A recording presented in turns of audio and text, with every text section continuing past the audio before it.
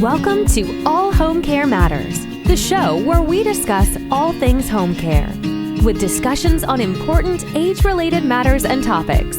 Brought to you by Enriched Life Home Care Services, the #1 rated home care provider in Michigan by Top Rated Local.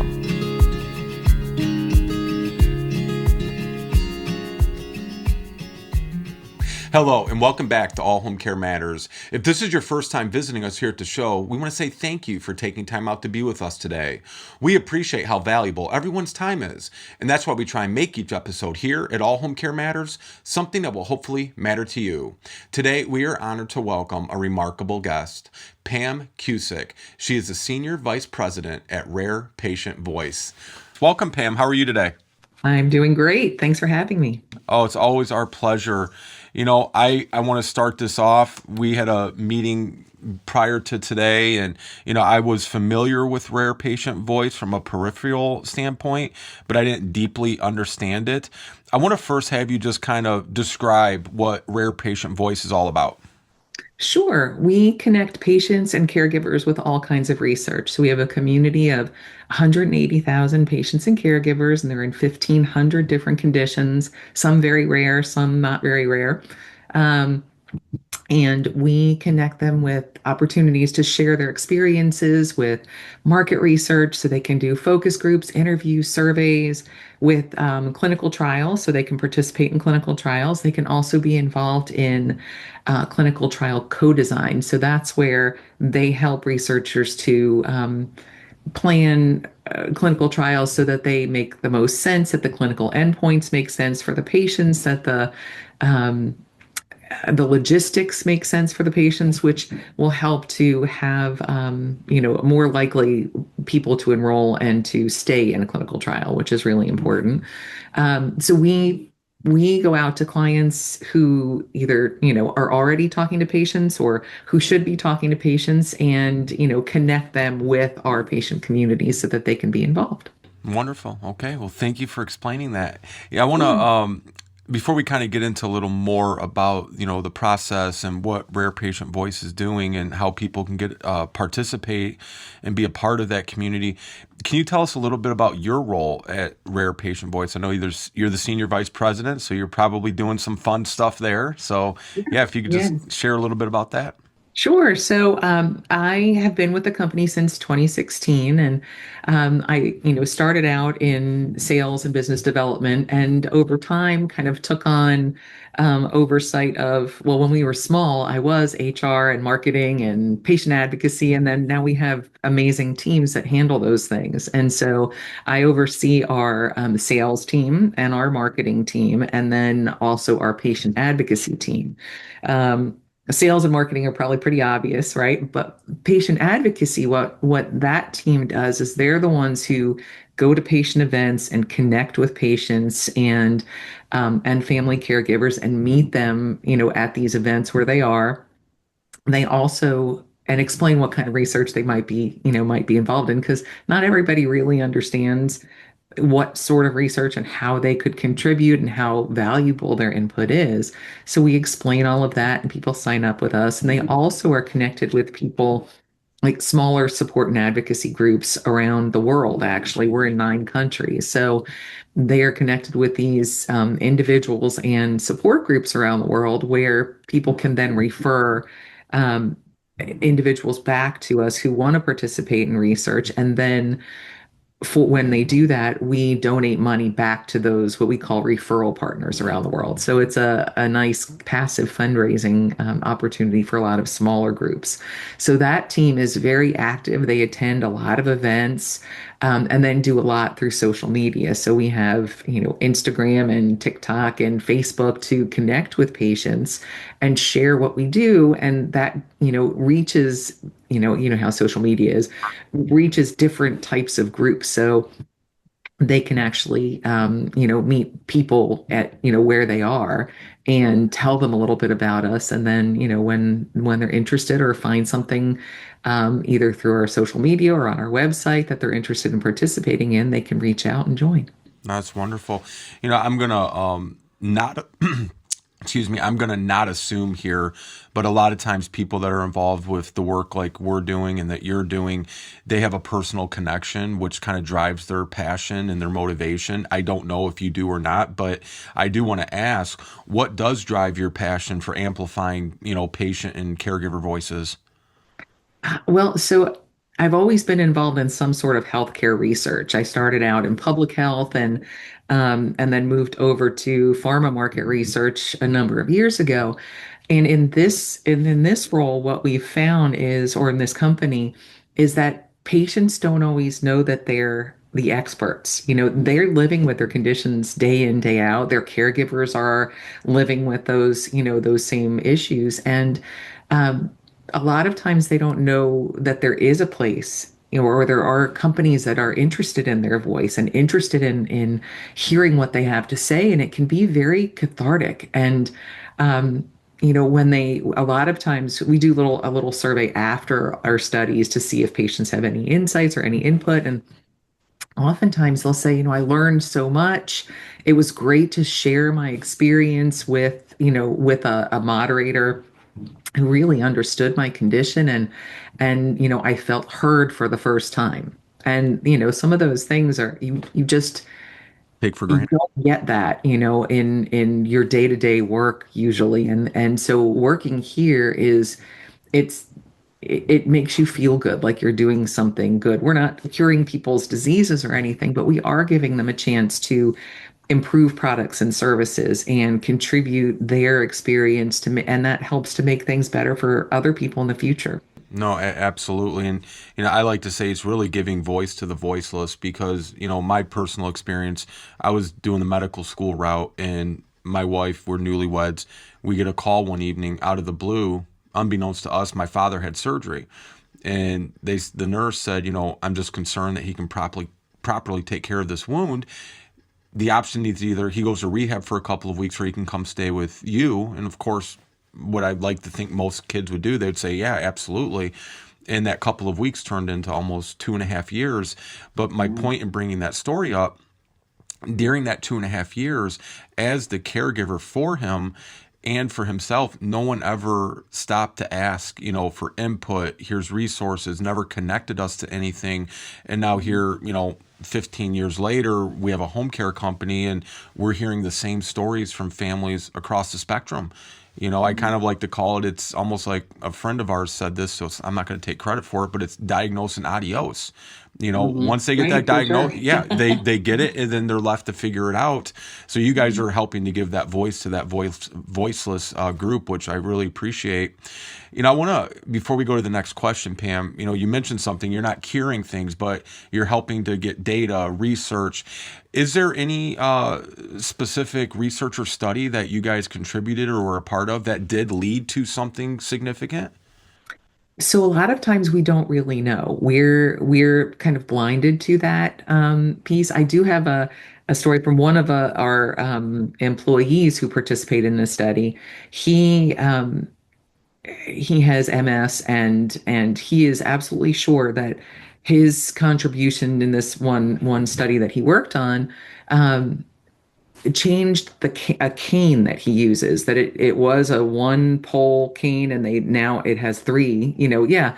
And that he said, yep, I contributed to that because that's one of the things I suggested in the research. So I know that's one of the things, only because it's a personal connection. But a lot of times, the research, it goes back to whoever our client is, and they make those decisions, and inputs into things outside of what we are privy to. Sure, sure. No, and that's fair. And, I would say too, these studies, sometimes they are years and years long before they get it, fine tuned where it can be, out to the public. So the studies may, more results may be yet to come. Right. So I want to talk, you mentioned it earlier, you said, and sometimes non-rare. So why does rare patient voice now also include non-rare conditions? So going back to, ages ago when, we were small, we would go to events. One year we went to 350 events. across the country, and some of those things were, walks. You might have a diabetes walk in your community or a Crohn's and colitis walk. But we were I remember very specifically being at one of these. I think it was for Crohn's and colitis, and a person was signing up. They said, well, my mom wants to join too. She has diabetes, can she join? And, we didn't think at the time that it was going to be something where people would come to us or clients would come to us for those non-rare conditions, but we felt like we really shouldn't turn people away either. If they want to share their story, it's not more important or less important depending on the condition. They still have a need, they still have a journey, and they still want to provide their voice and their expertise. So we started having people sign up with heart disease and diabetes and asthma. And sure enough, we probably do more work in those areas now than with rare, because there's probably more work in those areas than, with rare disease. But um, we have thousands of diabetes patients, thousands of patients with heart disease. That's one reason, because, people were coming to us and asking to be included, but also people don't just have one thing. It sounds like, oh, yes, you have this rare disease and that's all you would have. Well, that's not true. A lot of times they have multiple conditions. It just is not, and most of us, if we have one thing, we might have another thing too. And so it made sense to allow people to sign up with not only their rare condition, but also if they had, asthma or acne or whatever it was. Yeah, like a comorbidity kind of thing. Yeah. Mhm. I want to get to something that we're very passionate about, and that's, caregivers and family caregivers. I know Rare Patient Voice recently conducted a survey of over 730 family caregivers. What were some of the key takeaways from that survey, and what was the survey regarding? Sure. So there were a lot of questions, but I'll focus on a couple of the ones that gave us some good information. Caregivers, overwhelmingly they're in charge of things, like housekeeping and meal prep and transportation and monitoring the patient's health and medication management. So not only maybe are they taking care of themselves and maybe the rest of their family, but they're specifically in charge of helping that patient with those things, which, it not in a negative way, but it takes up a lot of their time. And I think that's one of the things that we find that, caregivers are not asked how things are going with them. And we every year we go to an event called Rare Disease Day at the National Institutes of Health. And a woman who I had known and seen other years, she had been there with her husband previously, but this particular year she was alone and he had passed on. And so we were, talking about her experience, and she said, the one thing that I really, want you to think about, or if you can share with your community, is ask the caregiver how they are. Everybody, she said, everybody would come to our house and ask how her husband was and how is he doing, and they would call and they would, or stop by. And he was the one who was sick, but she was bearing a lot of the burden of his disease kind of, quietly. And she would have done it, anything to have him there today. But she said, nobody ever asked how I was doing. And I thought that was a really important point. And I remembered that from, years ago, because it was not something that I have thought of necessarily with caregivers. I would ask how that, the person was who was sick, but not necessarily of who was caring. And I think that is an important thing to remember, that the caregiver takes on a lot of I want to say burden's not the word I want to use, but they take on a lot of tasks and activities that nobody really sees, and it is a huge impact. So that was one area that they're doing an awful lot and taking on a lot, but not really being seen. Is very, I think, is common across caregivers. Another thing that we found with that study is nearly two-thirds of them suffered a negative financial impact from being the caregiver. They may have had to quit their job. They couldn't find a better job. They've had to borrow money. Um, if they weren't working previously, they now have to work full or part time, because, or part time, this one says, because they didn't, that person who is the patient was the primary breadwinner, and now they don't have an income. So there were, a lot of other findings, but those were the top ones in terms of their finance. And then the other thing that we found was that the time commitment was, an impact on their family life. It naturally would shift what they were able to do and what they could do with their family member, and without them, if they couldn't leave them by themselves. They, mentioned they're unable to pursue like hobbies or other activities. They had marriage difficulties. They were unable to dedicate time to other family members because they had to focus on the person who was ill. One finding I found was interesting. About almost half, or 45%, said that this situation brought them together as a family. So that, and I don't know exactly, but that could be where, now family members maybe moved closer to share in the responsibility.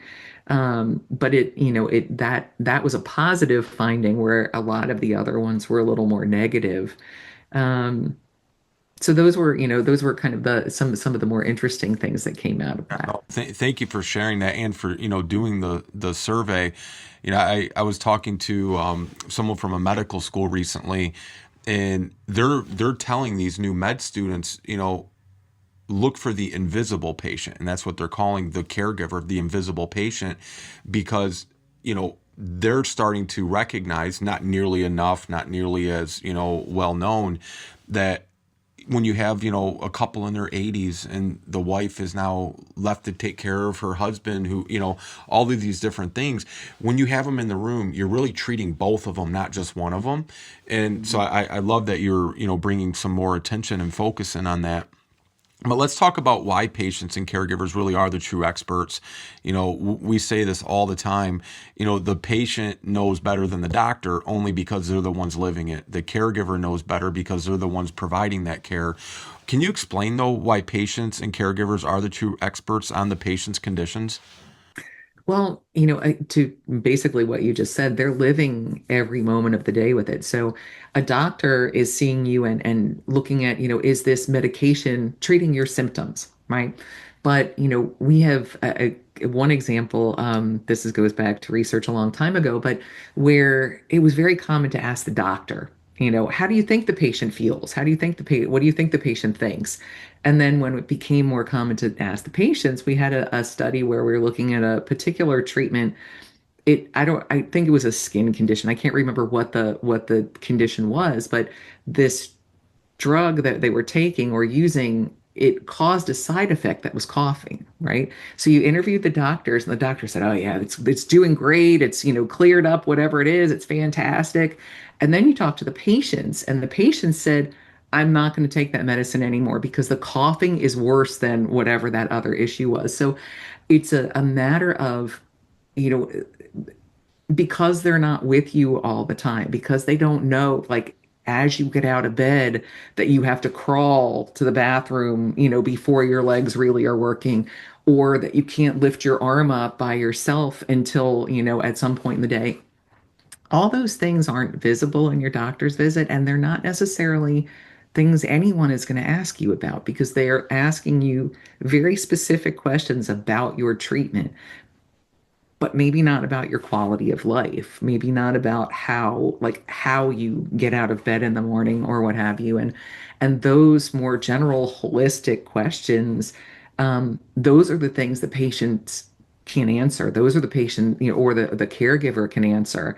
Interestingly, with the caregivers, they often have a different perspective Mm. on, like, the patient will be like, "Oh yeah, everything's going fine. I'm great. Yeah, I don't feel that great, but everything's working out well." And the caregiver is pulling their hair out because they're doing 8 million things. And I think, so a lot of times the research that, when clients come to us, they do want to talk to the patient and they want to talk to the caregiver, because it is a differing experience. And when a client is creating a program or a service to support patients and caregivers, they need to know both sides, and they need to know the reality. Hmm. And I think sometimes the patient's reality is quite different. So, all of that expertise that they bring to the table really helps to make products and make services so much better and and usable by patients and caregivers, and that's really important. Absolutely. And I couldn't agree with you more. You have the care recipient, life is usually rosy and perfect. You bring that caregiver in, and that Right. it's not as rosy, but let's talk more about though about rare patient voice and participating and signing up. What happens? Walk us through when someone signs up with rare patient voice. What's that like? Sure. So they can, they can sign up online, or they can, if they were meeting us at an event, would sign up on a paper form, very old fashioned.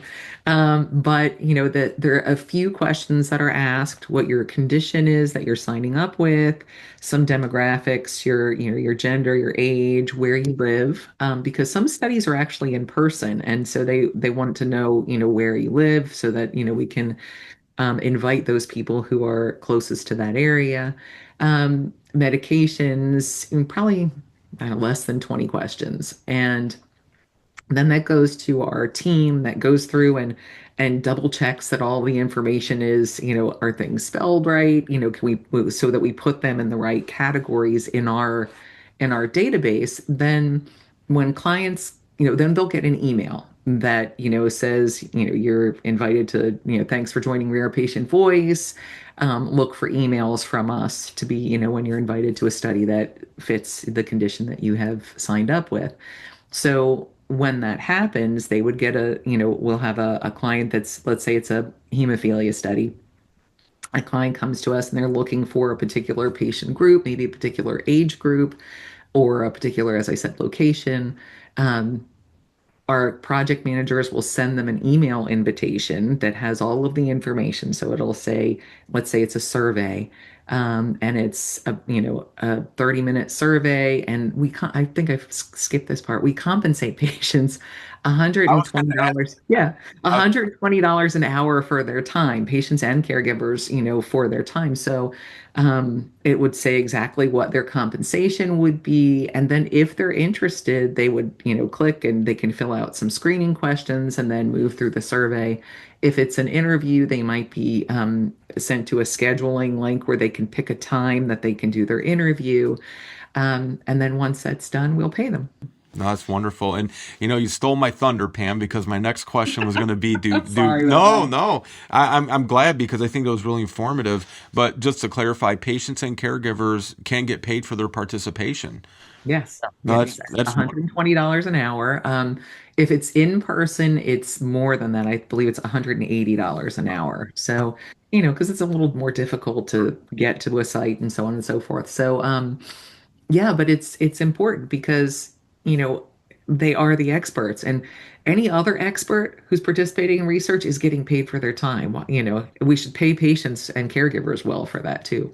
yeah, absolutely. And like, going back to your caregiver survey, there's usually a financial hardship that they're going through because of this. So this at least will help to, maybe soften some of that hardship that they can get paid for this. So people are going to go to the website. We're going to have it up on the screen probably a couple of times already during the show. We'll have it in the show notes, and we're going to have all of your social media in the show notes as well. And tag Rare Patient Voice. We'll tag you as well.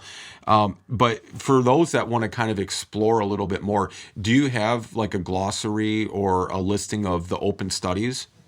We do actually on our website, and we also have a patient newsletter that goes out once a month that puts these studies out there. So at any given time, we may have 300 studies open, but on our website, you will see maybe 100 or 200, and those are the ones that we're having more trouble filling. So it may be something that's very specific, like looking for a patient or or a caregiver of a patient who only takes this specific medicine but hasn't ever taken another medicine. So there's sometimes it's hard to find those patients, even though we might have hundreds or thousands of patients in a particular condition.